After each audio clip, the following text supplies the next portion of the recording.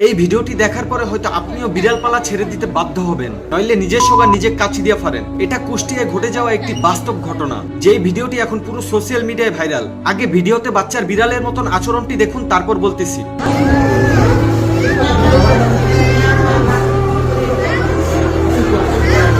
নাম কি?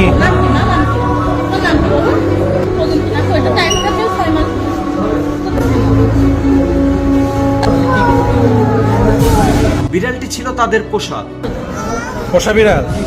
বাচ্চাটিকে আঁচড় দেওয়ার পরে বাচ্চাটিকে ভ্যাকসিনেশনও করা হয়েছে। ওকে ভ্যাকসিন দিয়েছিলাম, এখান থেকে 6টা দিয়েছিল। আপনি বলছেন 3 মাস পর্যন্ত না, তো এটা টাইমটা মানে এটা তো পুরো জলাতঙ্ক রোগের লক্ষণ ভাই। মানে রাস্তায় বের হলে মাঝে মধ্যে বিড়াল নিয়ে এমন সব চুতিয়াগিরি দেখি। বিড়াল নিয়ে তাদের মার্কেট করা লাগে, বিড়াল নিয়ে বাথরুমে যাওয়া লাগে, বিড়ালকে স্টেজে নিয়ে তাদের বিয়েও করা লাগে।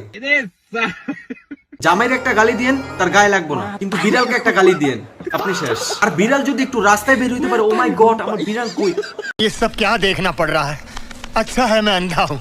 এখানেই শেষ না, তারপর আরো আছে। তাদের বিড়াল নিয়ে কিচ্ছু বলতে পারবেন না, তাদের কাছে 101টা লজিক আছে, হাদিস আছে। বিলাই পালা সুন্নত, নামাজ তাদের না পড়লেও চলবো। পর্দা করা ফরজ না, কিন্তু বিলাই পালা তাদের সুন্নত। বৈশা পানি খাওয়া, বিসমিল্লাহ বলা, আরো কত নবীজির সুন্নত আছে, কিন্তু তাদের কাছে শুধু বিলাই পাল্লাই সুন্নত। বিলাই বিলাই বিলাই, শুধু বিলাই। তারা বিলাই পাললেই জান্নাতে চলে যাবো। বিলাই ছাড়া তাদের খাবার হজম হয় না, বিলাই ছাড়া তাদের ঘুম হয় না। প্লিজ বিড়াল পালবেন, কিন্তু একটা লিমিটে থাকবেন। এত উলুলুলু চাটাচাটি করার তো দরকার নেই। বাই দা ওয়ে, বাচ্চাটার হয়তো জলাতঙ্ক রোগ হয়ে গেছে, তো এই বাচ্চাটির জন্য সবাই দোয়া করবেন। আশা করি বাচ্চাটি তাড়াতাড়ি সুস্থ হয়ে যাক। আল্লাহর কাছে অনেক অনেক দোয়া রইল।